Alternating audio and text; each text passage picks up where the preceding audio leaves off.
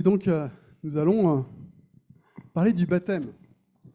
Ce serait étonnant de parler autre chose aujourd'hui. Nous allons parler du baptême et nous allons pour cela parler du baptême au travers d'un passage dans la Bible, en 1 Pierre, chapitre 3, les versets 18 à 22. Alors, j'ai nommé ce message de l'ombre à la lumière, le chemin de Jésus et le sens du baptême. Comme j'ai déjà partagé à Chirine et Marine est là forcément, mais aussi à Français, ce n'est pas ce sur quoi j'avais prévu de prêcher du tout. Et vendredi soir à 21h, j'ai eu la conviction qu'il fallait que je revoie toute ma prédication, qu'il fallait que je change complètement de sujet, enfin, de passage biblique, d'axe dans ma prédication. Donc, il fallait le faire et je l'ai fait. Donc, j'espère que ce n'est pas pour rien que ça va toucher plusieurs personnes ici, par la grâce de Dieu. En tout cas, nous venons de vivre un moment très fort. Chirine est descendue dans l'eau, elle en est ressortie. On l'a tous vu, c'était simple à voir. C'est pas compliqué. On plonge quelqu'un dans l'eau, on ressort la personne, mais en réalité, c'est une image extrêmement riche. Parce que ce que nous avons vu, c'est pas seulement un geste symbolique, c'est un résumé de tout l'Évangile. Le témoignage de ce que Jésus a fait est une proclamation d'espérance pour chacun d'entre nous. Et c'est justement ce que l'apôtre Paul décrit dans sa première lettre au chapitre 3, les versets 18 à 21. On va le lire ensemble. Je te laisserai passer les diapos pendant que je lis, Gabi. Donc 1 Pierre 3, les versets 18 à 21. Christ lui-même a souffert la mort pour les péchés, une fois pour toutes. Lui, l'innocent, il est mort pour des coupables, afin de vous conduire à Dieu. Il a été mis à mort dans son corps, mais il a été ramené à la vie par l'Esprit. C'est aussi par cet Esprit qu'il a proclamé sa victoire aux esprits célestes en prison, ceux qui autrefois s'étaient montrés rebelles, alors que Dieu faisait preuve de patience à l'époque où Noé construisait le bateau. Un petit nombre de personnes, 8 en tout, y furent sauvées à travers l'eau. C'est ainsi que vous êtes sauvés maintenant, vous aussi. Ces événements préfiguraient le baptême. Celui-ci ne consiste pas à laver les impuretés du corps, mais à s'engager envers Dieu avec une conscience pure. Tout cela est possible grâce à la résurrection de Jésus-Christ, qui, depuis son ascension, siège à la droite de Dieu, et à qui les anges et les autorités et les puissances célestes sont soumis. Amen. Dans ce texte, nous allons voir 4 étapes du chemin de Jésus qui éclairent aussi le sens du baptême. Premièrement, Jésus a souffert pour nous rejoindre dans les ténèbres. Deuxièmement, Jésus est descendu jusque dans la mort pour nous sauver. Ensuite, Jésus nous a fait passer des eaux du jugement à une vie nouvelle. Et enfin, Jésus est ressuscité et nous entraîne dans sa lumière et dans sa joie éternelle. Pierre a écrit, Christ lui-même a souffert la mort pour les péchés, une fois pour toutes. Lui, l'innocent, il est mort pour des coupables, afin de vous conduire à Dieu. C'est une réalité, et une réalité forte, bouleversante. Jésus n'a pas fui les ténèbres, il n'a pas fui nos ténèbres. Au contraire, il est venu les partager.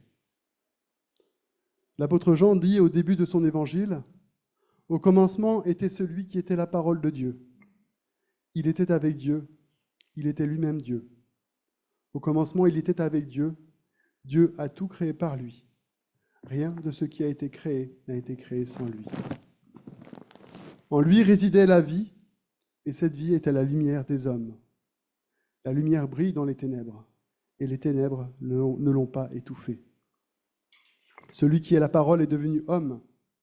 Il a vécu parmi nous. Nous avons contemplé sa gloire, la gloire du Fils unique envoyé par son Père, plénitude de grâce et de vérité. Le Fils de Dieu, lumière éternelle, Jésus-Christ, est venu habiter dans nos ténèbres. Il a connu tout ce qui fait la réalité de notre humanité. Il a connu la faim à travers le jeûne dans le désert pendant 40 jours. Il a connu la fatigue, éprouvé au milieu des foules qui le suivaient. les longues marches. Il a éprouvé l'injustice quand on l'a traîné devant les tribunaux, injustement. Il a connu la trahison quand Judas l'a vendu ou quand Pierre l'a renié. Il a connu le deuil aussi parce que son ami Lazare est mort. Plus encore, il a porté, souffrance ultime, le poids de notre péché et de tout ce qui nous sépare de Dieu. La Bible dit que nous sommes tous pécheurs. Le péché, ce n'est pas seulement les grandes fautes que l'on peut pointer chez les autres. Le péché, c'est toute attitude de rébellion envers Dieu, le mensonge, l'égoïsme, la colère, la jalousie, l'orgueil. Tout ce qui révèle que nous avons choisi de vivre pour nous-mêmes plutôt que pour Dieu. Et parce que Dieu est juste et saint, il ne peut pas fermer les yeux sur le mal que nous voyons dehors, certes, mais surtout le mal qui nous habite. Le verdict est clair, à cause de ce mal qui est en nous, à cause de ce péché, nous méritons d'être séparés de Dieu éternellement. Et c'est ça, la condamnation dont la Bible nous parle. Mais Dieu, dans son amour, n'a pas voulu nous laisser loin de lui. C'est pourquoi celui que nous avons rejeté a préparé lui-même un plan pour nous sauver en son Fils Jésus-Christ. Paul l'exprime ainsi. Lui qui était de condition divine ne chercha pas à profiter de l'égalité avec Dieu, mais il s'est dépouillé lui-même et il a pris la condition d'un serviteur en se rendant semblable aux hommes. Se trouvant ainsi reconnu à son aspect comme un simple homme, il s'abaissa lui-même en devenant obéissant jusqu'à subir la mort, oui, la mort sur la croix. Et ceci était annoncé depuis longtemps, notamment par le prophète Ésaïe, qui nous a dit « Il a plu à Dieu de le briser par la souffrance. Bien que toi, Dieu, tu aies livré sa vie en sacrifice de réparation, il verra une descendance. Il vivra de longs jours et accomplira avec succès ce que désire l'Éternel. Car après avoir tant souffert, il verra la lumière et il sera comblé. Beaucoup de gens le reconnaîtront, et pour cela, mon serviteur le juste leur accordera le statut de juste et se chargera de leurs fautes. » Et le résultat, c'est que même dans nos moments les plus sombres, nous savons que nous ne sommes pas seuls. Jésus est avec nous, et Jésus, lui aussi, est passé par ces moments sombres. Et ce n'est pas seulement pour plus tard. Cette réalité, nous pouvons la vivre dès à présent. C'est une promesse. Le but de Jésus était de nous amener à Dieu. Oui, il a plu à Dieu de livrer son Fils unique. Jésus-Christ, le seul Fils, le seul juste que la terre n'ait jamais porté. Et il l'a fait afin de sauver des pécheurs rebelles, comme nous. Oui, il a plu aussi au Fils de donner sa propre vie pour nous. Non pas parce qu'on lui aurait arraché sa vie, mais parce qu'il l'a donnée volontairement, par amour, pour nous sauver. L'apôtre Paul formule ceci en disant « En effet, au moment fixé par Dieu, alors que nous étions encore sans force, Christ est mort pour des pécheurs. À peine accepterait-on de mourir pour un juste. Peut-être quelqu'un irait jusqu'à mourir pour le bien. Mais voici comment Dieu manifeste son amour pour nous. Alors que nous étions encore des pécheurs, Christ est mort pour nous. » Le salut n'est pas une simple assurance-vie pour l'au-delà. C'est une réconciliation avec Dieu, ici et maintenant, et qui donne déjà une paix et une joie nouvelle. Mais Jésus ne s'est pas contenté de mourir pour nous. Oui, Jésus-Christ est mort pour nous, il est descendu jusque dans la mort pour nous. Pierre continue, il a été mis à mort dans son corps, mais il a été ramené à la vie par l'Esprit. C'est aussi par cet esprit qu'il a proclamé sa victoire aux esprits célestes, en prison, ceux qui autrefois s'étaient montrés rebelles, alors que Dieu faisait preuve de patience à l'époque où Noé construisait le bateau. Oui, la mort, Jésus-Christ est mort, mais la mort n'a pas arrêté Jésus-Christ.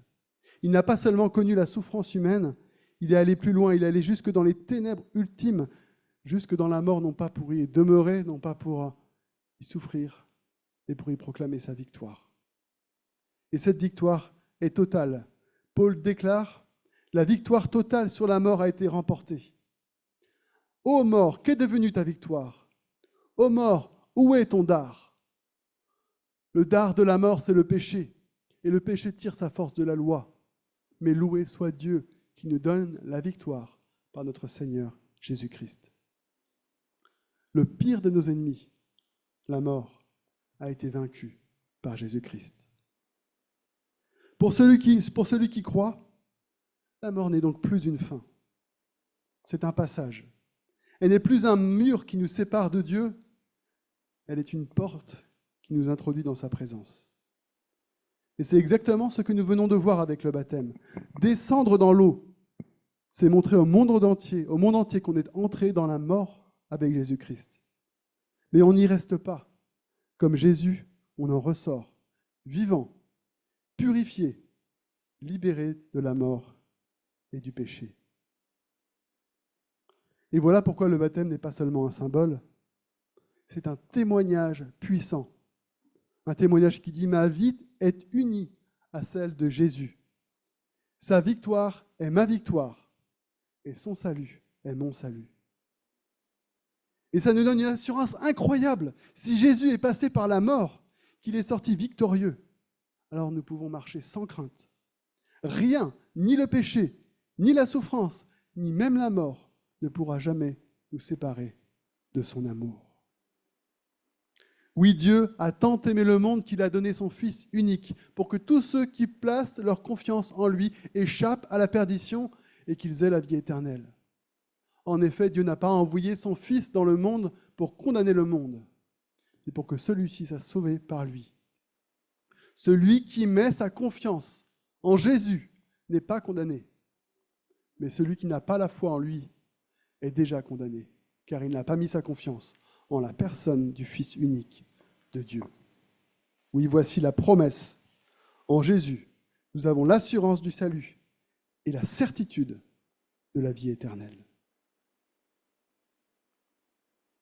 Et Jésus nous fait passer des eaux du jugement à une vie nouvelle. Pierre nous dit ensuite, un petit nombre de personnes, 8 en tout, furent sauvées à travers l'eau. C'est ainsi que vous êtes maintenant vous aussi. Vous êtes sauvés maintenant vous aussi. Ces événements préfiguraient le baptême.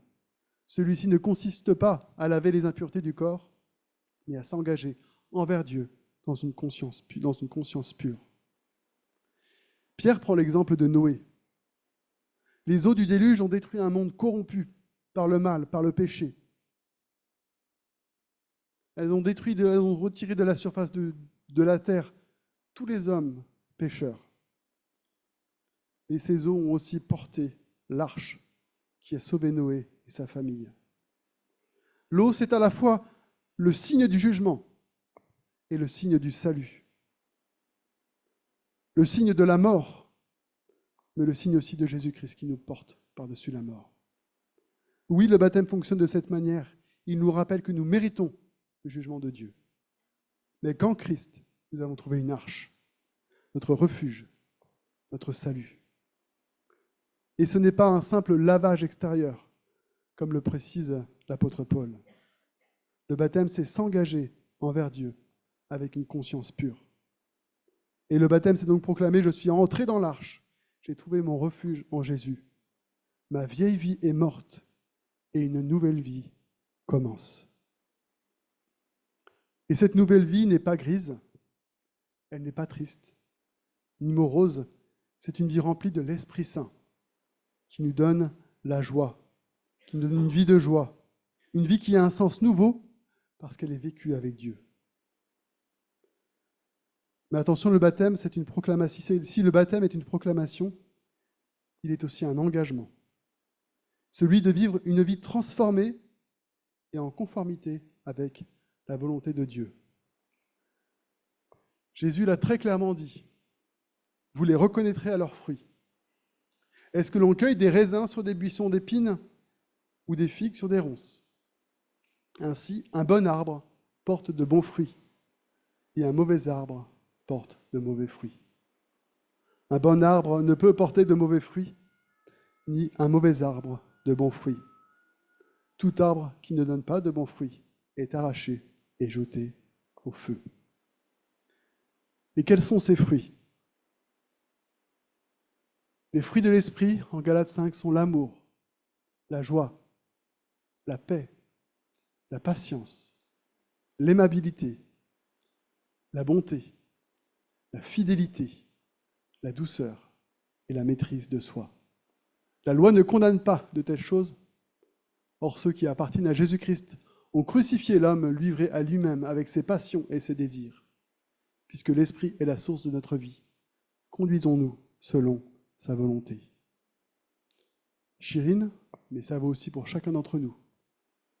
Vouloir suivre Jésus-Christ, vouloir marcher à sa suite, ça veut aussi dire vivre d'une façon digne du salut qu'il nous offre par son sacrifice. On doit avoir une vie différente, une vie transformée, une vie qui fait la volonté de Dieu et qui exprime le caractère de Dieu. Alors heureusement, on n'est pas seul sur ce chemin.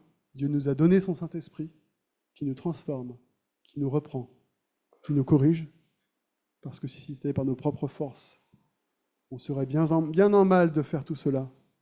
Mais Dieu nous transforme jour après jour à l'image de son Fils, Jésus-Christ. Voilà ce que signifie le baptême. Dès aujourd'hui, le baptisé vit dans la lumière.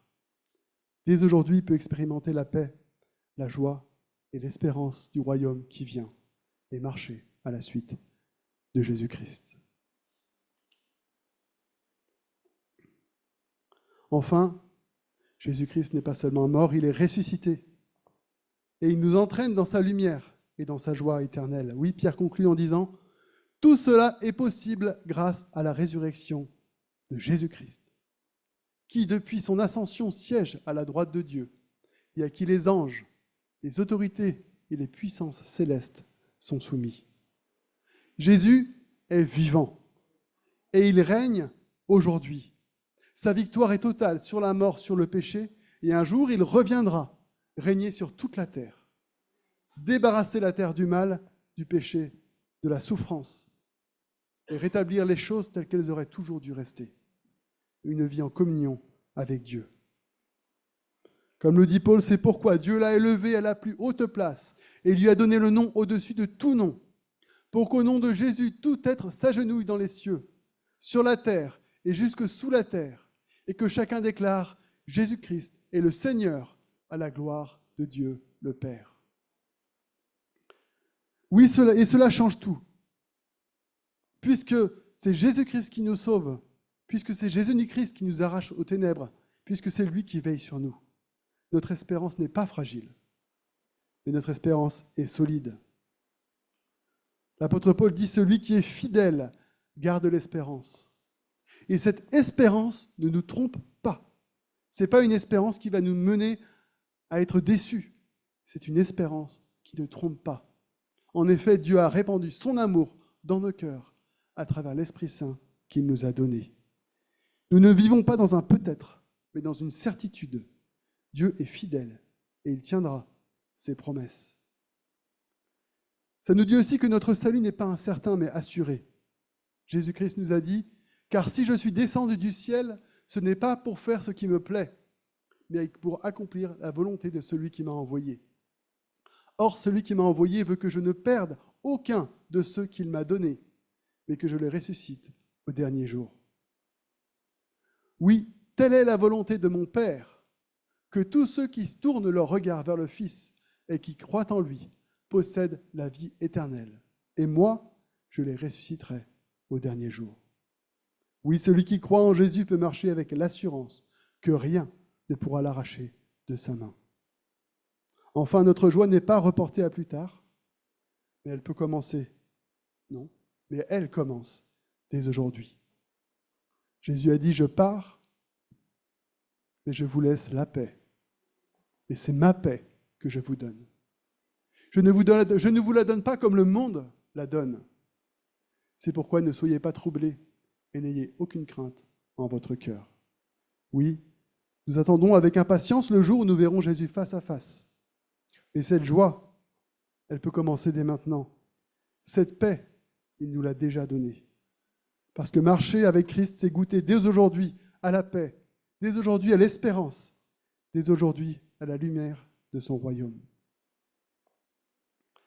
Quand Chirine est sortie de l'eau tout à l'heure, elle a proclamé cette espérance. Je marche désormais dans la lumière du Christ ressuscité.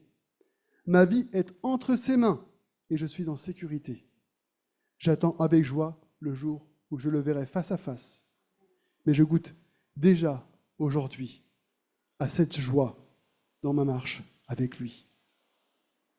Voilà ce que signifie la résurrection de Jésus. Elle n'est pas seulement un événement du passé, ni une espérance future. Elle est une puissance vivante qui transforme notre présent et nous entraîne dans la joie éternelle. Alors pour conclure, que signifie le baptême ? Jésus, le Fils de Dieu, est venu dans nos ténèbres. Il est descendu jusque dans la mort pour nous. Et il nous fait passer à une vie nouvelle par le Saint-Esprit pour nous réconcilier avec notre Père céleste. Oui, il nous entraîne vers une espérance solide, l'assurance du salut et la promesse d'une joie éternelle. Aujourd'hui, nous nous réjouissons avec Chirine et de son choix. Nous nous réjouissons qu'elle ait proclamé publiquement cette vérité en entrant dans l'eau et en ressortant dans la lumière de Jésus-Christ. Mais une question se pose. Et nous ? Parce que ce que nous avons vu tout à l'heure n'est pas juste son témoignage. C'est aussi un rappel pour chacun de nous qui avons donné notre vie au Seigneur. Souvenons-nous de l'engagement que nous avons pris un jour en passant par les eaux du baptême. Nous avons promis de marcher en nouveauté de vie, de chercher la volonté de Dieu et de porter des fruits dignes de la repentance. Ne laissons pas ce souvenir s'éteindre, mais renouvelons-le aujourd'hui avec joie et fidélité. Et ce baptême, c'est aussi une question pour toi qui n'a pas encore placé ta confiance en Jésus-Christ. Veux-tu continuer à marcher dans les ténèbres, seul et sans espérance ? Ou veux-tu, toi aussi, entrer dans la lumière, goûter dès aujourd'hui la paix et la joie que Jésus donne, vivre pour toujours l'assurance d'une espérance éternelle. Jésus est descendu dans les ténèbres pour toi. Il a pris ta place, il a porté ton péché et il a vaincu la mort. Et aujourd'hui encore, il t'appelle. Il t'invite à marcher dans sa lumière. Pas demain, pas plus tard, mais maintenant et pour toujours. Si c'est ton désir aujourd'hui, je t'invite simplement à lever la main quand je vais prier dans quelques instants. Ce n'est pas un geste magique, mais c'est un premier pas que tu peux faire pour dire « Oui Seigneur, je veux marcher avec toi ». Peut-être que tu n'oseras pas lever la main maintenant, mais ce n'est pas grave. Tu peux quand même prier dans ton cœur, là où tu es, et dire à Jésus-Christ que tu veux le suivre. Tu peux aussi venir me parler à la fin du culte. Ce sera une joie de prier pour toi et de t'accompagner sur ce chemin. Mais si tu entends cet appel ce matin, ne l'ignore pas. Jésus est descendu dans les ténèbres pour toi. Aujourd'hui, il t'invite à entrer dans sa lumière. Seigneur notre Dieu, merci pour ce que tu as fait pour nous. Merci parce que tu as envoyé ton Fils, Jésus-Christ. Il a quitté la gloire du ciel pour venir dans nos ténèbres, sur terre, dans un monde rempli de mal, de souffrance, de péché. Il a grandi parmi nous, il a pris part à tout ce qui fait la souffrance de l'être humain. Il a connu la faim, il a connu la soif, la fatigue, il a connu la souffrance dans son corps, il a connu le deuil, il a connu la mort à la croix. Oui, il a pris toutes nos souffrances, il a pris tous nos péchés, il a pris la souffrance du monde entier. et il l'a fait mourir avec lui à la croix. Mais parce qu'il était juste, parce qu'il était le seul juste que la terre n'a jamais porté, la mort n'a pas eu de pouvoir sur lui. Et il est ressuscité. Il a vaincu la mort, il a vaincu le péché. Et par sa mort et par sa résurrection, nous aussi, nous sommes sauvés. Nous qui croyons et qui mettons notre confiance en Jésus-Christ, seule source du salut pour tous les hommes. Oui, nous sommes sauvés. Nous sommes réconciliés avec Dieu notre Père. Et il nous donne la vie éternelle avec lui. Ce salut ne dépend pas de nous ni de nos œuvres, parce que qui peut faire de bonnes œuvres suffisantes face à la gloire de Dieu? Ce salut dépend de Jésus-Christ uniquement, qui a porté tous nos péchés et qui les a cloués à la croix. Et maintenant, nous apparaissons justes devant Dieu, non pas en raison de nos efforts, mais en raison de la grâce de Dieu et de la miséricorde par Jésus-Christ. Tu nous as donné ton Esprit Saint pour marcher à ta suite, Jésus-Christ. Et nous voulons maintenant affirmer que nous te suivons jusqu'au bout, Seigneur, jusqu'au jour où tu viendras nous chercher, par la mort ou par ton retour. Amen.